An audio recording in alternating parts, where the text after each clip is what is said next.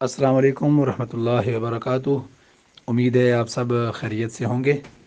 تو آج ایک نئی ویڈیو کے ساتھ حاضر ہیں۔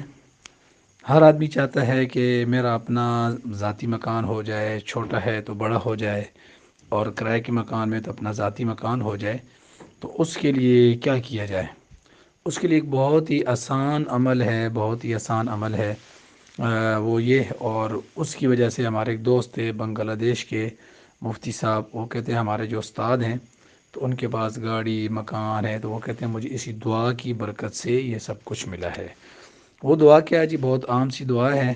وہ وضو کے ہم کرتے ہیں تو وضو کے درمیان کے اندر ایک دعا آتی ہے حدیث شریف کے اندر، اللہم اغفر لی ذنبی ووسع لی فی داری وبارک لی فی رزقی۔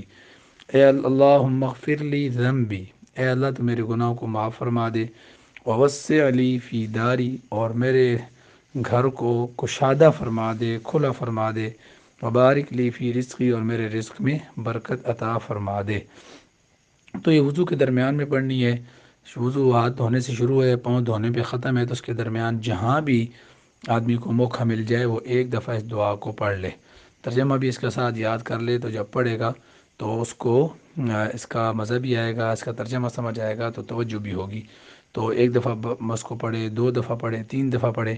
اور بعض بزرگ فرماتے تھے کہ جب جو وضو کے اندر فرض اعضاء ہیں، چہرہ دھونا ہے، بازوؤں کو دھونا ہے، مسح کرنا ہے، پاؤں دھونے، اس وقت یہ پڑھیں۔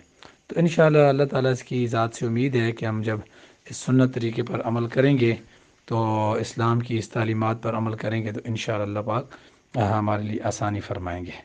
السلام علیکم ورحمۃ اللہ وبرکاتہ۔